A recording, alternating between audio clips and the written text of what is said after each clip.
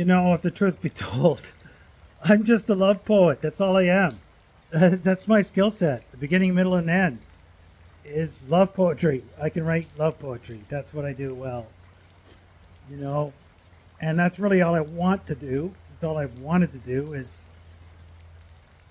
you know, lavish love poetry upon the object of my affection and call it a day. Live my life with my beloved and make my way in the world, lavishing her with gifts of my love poetry. But that's never materialized. I mean, recently, my spouse at the time, uh, for political reasons, started out as an emotional affair, and then 4 months ago, it turned into a full-on sexual affair, and so my poetry has never kept a woman at all. It just hasn't. It may be because it just doesn't have any financial uh, recompense, or it doesn't garner the respect of the world. I'm not sure, but typically uh, my love interest wants the poetry and then quickly doesn't want the poet. But I mean, this dream was given me at a very early age, like grade one, I think. That's when the dream first entered me, and then developed throughout my life. Probably God put it in me as a counterweight of something that got me through the intense and immense spiritual and sexual abuse that I endured growing up, and then there was a for most of the time I was in this horrible battle uh, between spirituality and sexuality, and somehow I got the impression that my my dream was not from God, but was from the other side, and so I was tormented. I've been tormented all my life, fulfilling the dream, serving the dream, but also fighting God, thinking that I was of the devil's party, just like John Milton. Everybody accused him of being of the devil's party because he wrote Paradise Lost and wrote of Satan so effectively. I was so what I would end up doing is I would lose my love interest repeatedly and then cling tightly to the dream, and the dream became a torment in and of itself that Satan used to destroy the dream.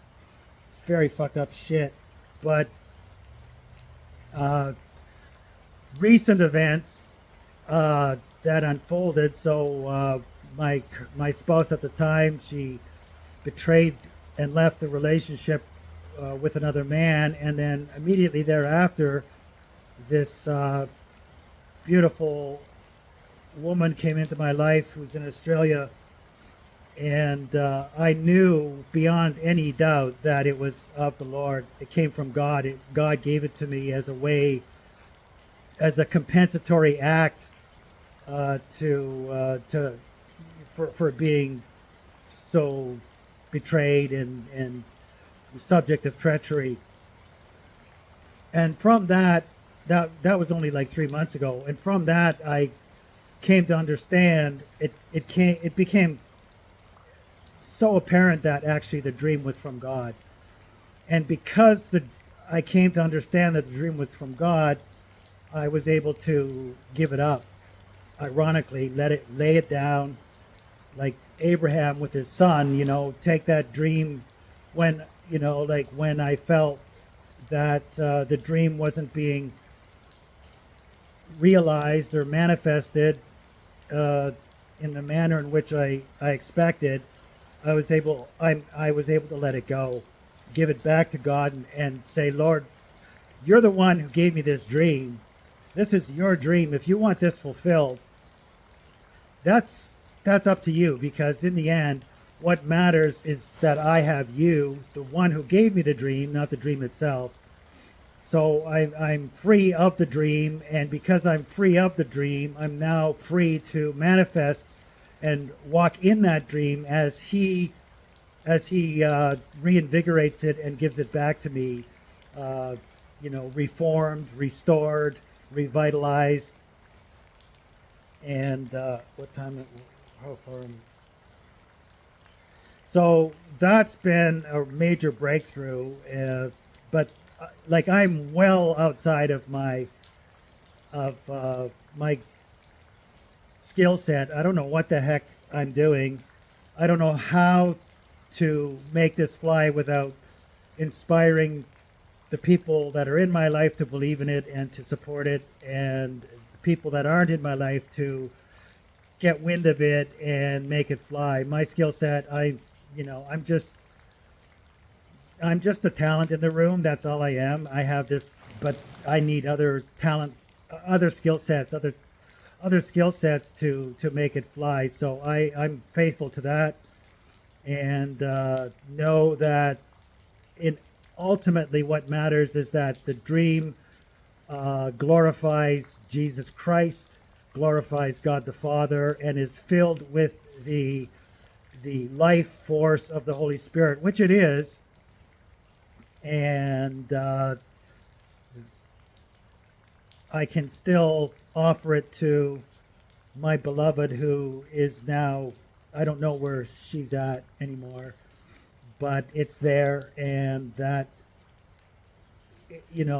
this was all this energy I was pouring into her and into the poetry, but there's been a shift, and now I am pouring it out into the public, into the meat grinder, throwing the little tiny mustard seed that I am into the meat grinder, where it may bear fruit and inspire people to renew their faith, not in the church, because the church is broken and lost, but into personal lives, and to reinvigorate people's belief in high romance, high adventure that is only found in the Western Christian tradition.